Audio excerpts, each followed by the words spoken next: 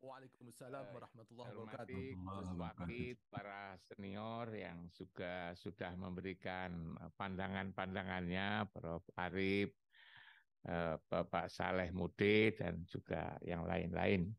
Saya kira sudah banyak Gus Wakid apa yang Gus Wakid sampaikan dan juga tambahan-tambahan dari pembicara terdahulu tadi. Eh, Kebayang ya dari semangat Gus Wakid bahwa kita ini kan sudah ketinggalan ya. Ketinggalan dari negara-negara yang sudah maju dan apalagi umat Islam. Kalau kita ini tidak cepat gitu, maka akan makin jauh ketinggalan kita ini.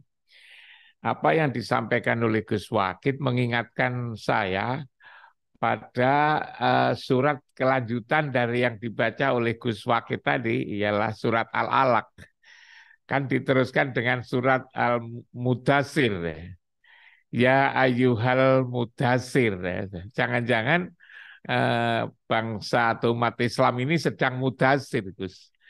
Sedang sedang berselimut ya, sedang lalai. Maka bisa jadi surat ini menjadi peringatan buat mengingatkan kita semua, ya ayyuhal mudasir, orang-orang yang berselimut, yang sedang tidur-tiduran, yang orang lain pada lari kok kita masih istirahat. Gum fa'angdir, bangkitlah ya, dan berilah peringatan. Bangkit tapi langsung disuruh untuk aktif. Warobbaka fakabir ya. Maka apa namanya, tinggikan, besarkan asma Tuhanmu, wasiabaka fatohir, dan bersih sucikanlah pakaianmu. Jangan lalu apa namanya terbelenggu oleh penyimpangan-penyimpangan, oleh rasa malas, oleh yang lain-lain. Nah ini saya kira ayat ini Gus Wahid yang menurut saya perlu kita resapi untuk melahirkan kesadaran dan kebangkitan, saya kira. Sadar dan bangkit. Nah, kita ini yang perlukan kan sadar. Dari kesadaran ini lalu bangkit. Kalau kita itu tidak sadar-sadar, maka itu tadi yang dikatakan Gus Wahid, kita nanti akan ketinggalan, apalagi umat Islam ini. Nah, orang-orang sudah pada kemana-mana, sudah keliling bumi, kita ini masih sibuk di apa namanya, di landasan terus kayak begini ini. Maka harus disadarkan dan juga harus dibangkitkan. Nah, makanya saya segera tadi ingat surat Al-Mudassir itu. Nah, bagaimana sebetulnya menyadarkan ini? Saya kira pemerintah baru itu perlu apa? Yang diperlukan adalah azan menurut saya, Gus Wakid. Azan itu kan menyerukan ya, menyerukan untuk sholat, menyerukan untuk apa mendapatkan kemenangan, khayalal sholah, khayalal falah. Yang diperlukan saya kira itu. Bangsa yang sedang kita semua yang sedang terbelenggu itu diingatkan dengan segera kita itu berkomunikasi dengan Allah dan Rasul lewat sholat. Untuk apa? Untuk mendapatkan kemenangan, mendapatkan kebahagiaan gitu. Kayak alal falah itu. Nah ini saya kira yang diperlukan. Tapi lalu gimana caranya? Kalau kita ini apa namanya eh, selalu melihat orang lain terlalu maju, kita selalu bicara pendidikan di negara ini, negara itu yang sudah sekian bagusnya, lalu kita melupakan apa yang ada di dalam negeri kita sendiri. Sebetulnya ada dua jenis pendidikan ya di Indonesia itu, yang satu pesantren, yang satu sekolah. Yang pesantren ini tidak terlalu diurus oleh pemerintah. Lalu yang sekolah baik itu negeri maupun swasta diatur sedemikian rupa gitu kan. Coba barangkali kita perlu bersedia untuk mengkaji gitu. Yang pesantren ini sebetulnya luar biasa, Gus Wahid. Salah satu aspek saja, misalnya dalam hal belajar bahasa. Gus Wahid kan mengamati di daerah Bangkalan sana itu. Pesantren-pesantren ini kan mereka belajar hanya berapa tahun kan bisa membaca kitab. Santri-santri itu membaca kitab berbahasa Arab itu kan bagus sekali, Gus Wahid. Setelah belajar tata bahasa, lalu kemudian berbagai buku kitab yang dijadikan sebagai bekal, mereka bisa, kiai-kiai muda itu, kalau membaca kitab, kitab berbahasa Arab yang tidak ada karokatnya itu, mereka itu pinter banget. Padahal di sana itu tidak ada yang namanya peraturan-peraturan, bahkan juga fasilitas, itu tidak ada, itu alami. Tapi kenapa mereka itu kok bisa lakukan begitu? Coba kita, seperti misalnya kalau saya itu kan dari daerah-daerah Blitar, daerah-daerah Tulungagung, daerah Trenggalek, pesantren-pesantren kuno itu, kiai-kiai itu, yang belajarnya hanya di depan bagian masjid di depan itu, gurunya juga gitu, hanya pakai sarung, pakai kaos kadang-kadang, kopiahnya juga kadang-kadang juga kelihatan udah lama, tetapi berhasil membisahkan itu berbahasa Arab. Nah, kita lihat sekarang kampus-kampus, Gus, perguruan tinggi. Kalau pesantren ini bisa membisahkan bahasa Arab, seharusnya kampus-kampus itu kan bisa membisahkan bahasa Inggris. Coba nanti mereka itu literatur-literatur di perpustakaan kampus-kampus itu kan tidak pernah tersentuh. Masih tetap baru. Kelihatan tidak ada yang membuka. Kenapa?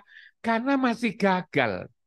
Membisahkan bahasa Inggris saja itu masih gagal sebetulnya itu.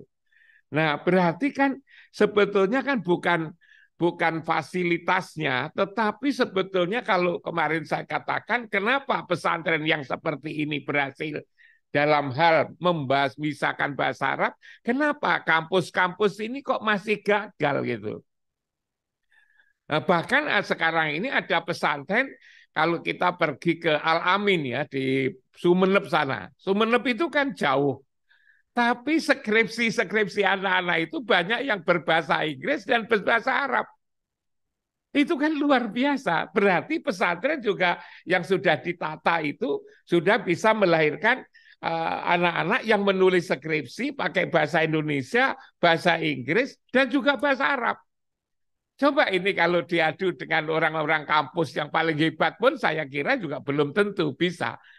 Tentang hasil barangkali nanti bisa bisa dipikirkan, tetapi paling tidak menurut hemat saya ini harus diakuin. Nah, lalu diapakan? Menurut saya itu paling tidak nilai-nilai semangat maju, semangat menggali ilmu, semangat ngejar ketertinggalan, itulah yang dikobarkan. Menurut hemat saya itu dikobarkan. Jadi ternyata pesantren yang tidak begitu diurus oleh pemerintah juga bisa mengalami kemajuan yang luar biasa.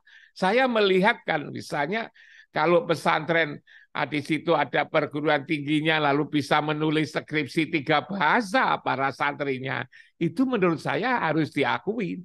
Hanya lalu pertanyaannya, apakah kemajuan pesantren ini sudah mencukupi untuk menghadapi tantangan masa depan? Tentu belum.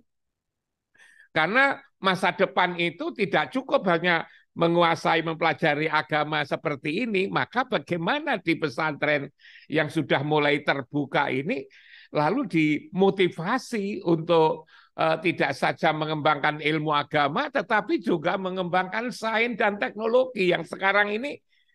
Kalau pesantren berhasil membisahkan bahasa Arab dan juga memahami kitab-kitab, lalu kalau diajak mereka itu untuk memahami kitab-kitab putih ya, kitab berbahasa Inggris, lalu di situ diajari tentang sains teknologi, lakukan penelitian-penelitian, lalu menjadi luar biasa, menjadi luar biasa.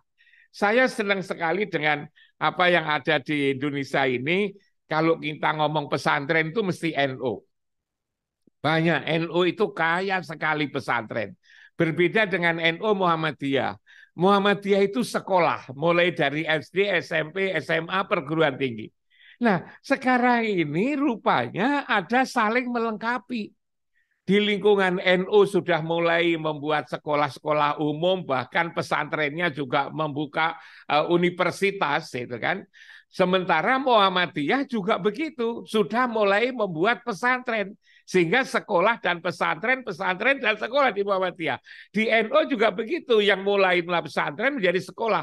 Nah, kalau ini lalu diberikan space, itu kan, suasana untuk berkompetisi, berkembang, saya kira ke depan semakin bagus, Gus Wakid. Kalau menurut hemat saya, yang lalu bisa menyelesaikan problem ini daripada kita lalu belajar ke berbagai negara yang belum tentu apa yang diamati di sana benar, belum tentu lalu kultur budayanya sama.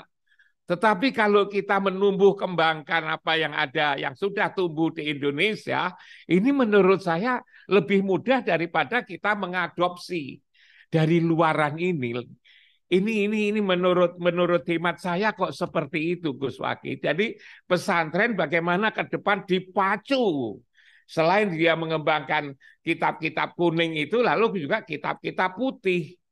Nah itu. Begitu juga lalu juga ini. Karena itu sistem nilai semangat itu, semangat. Saya ini apa namanya Gus Wakid, yang Gus Wakid juga tahulah saya memimpin Universitas Muhammadiyah Malang 20 tahun ya, yang sekarang ini juga kelihatan, lalu juga memimpin apa namanya Universitas Islam Negeri Malang yang selama 16 tahun 4 periode ini apa dalam waktu yang juga tidak terlalu lama itu dulu itu sudah bisa sejajar paling tidak secara formal meraih misalnya predikat unggul gitu kan, meraih predikat unggul.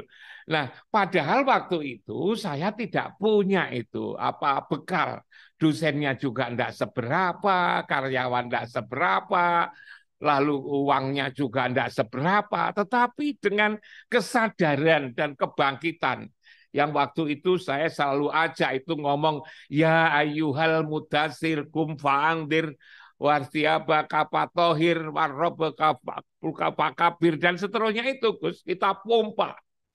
Bahkan memang yang diperlukan ini kan gini memang semangat untuk maju itu loh Gus Wakid, semangat. Karena itu waktu saya memimpin itu juga saya berpikir bagaimana saya menyemangati ini bukan pekerjaan gampang. Karena yang saya pimpin itu adalah perguruan tinggi Islam, maka dalam waktu kira-kira setengah bulan, 3 minggu, dosen-dosen saya itu saya ajak untuk studi banding, Gus Wakid. Nah, studi banding saya itu kemana? Ke perguruan tinggi non-Islam. Maka dosen-dosen saya itu saya ajak, tentu tidak semua, kira-kira yang bisa menjadi kekuatan penggerak itulah. Kira-kira 10 sampai 15. Saya ajak ke Pitra Surabaya, ke Widya Mandala Surabaya, ke Bandung Karahyangan, ke Sugio Pranoto, lalu di Jakarta itu ada UKI, macam-macam itu. Pokoknya semua yang Kristen-Kristen, yang Katolik itu.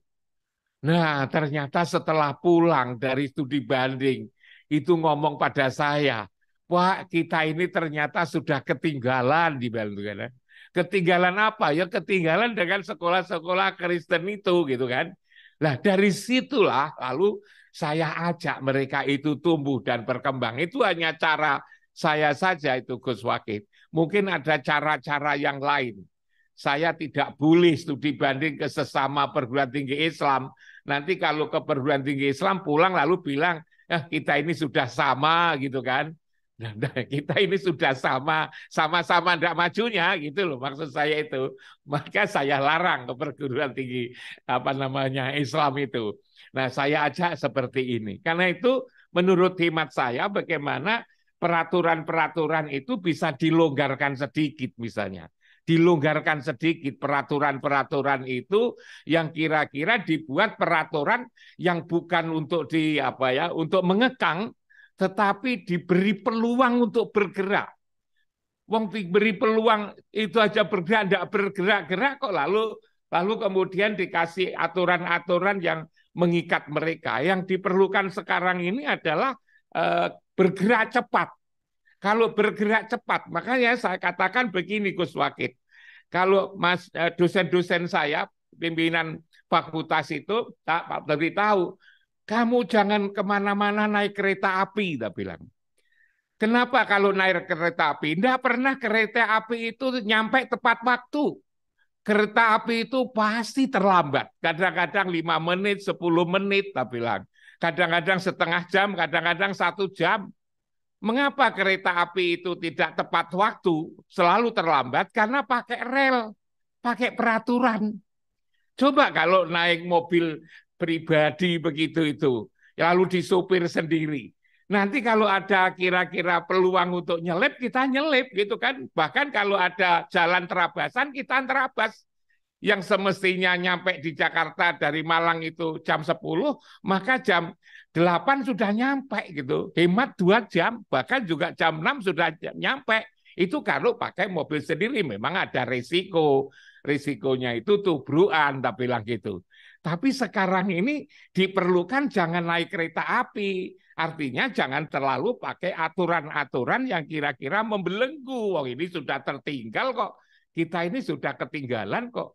Lalu kemudian masih harus ngikuti aturan ini, aturan ya itu perlu, tetapi ada fleksibilitas. Katanya Pak Menteri tadi kan ada fleksibilitas itu. Itu Gus Wakid. Jadi ya ayuhal mudasir kum fa'andir warobaka fakafir wasiyabaka patohir, ini menurut saya sekarang Luar ini biasa. harus dijadikan Pak Menteri dan Pak Wamen. Jangan nambah peraturan-peraturan, menurut saya sudah terlalu banyak ini. Tetapi justru mengendorkan menurut saya itu agar ada keleluasaan untuk bergerak dan untuk menyelip. Saya kira luar itu biasa. Gus Wakid pandangan saya. Kurang lebihnya mohon maaf. Assalamualaikum warahmatullahi wabarakatuh.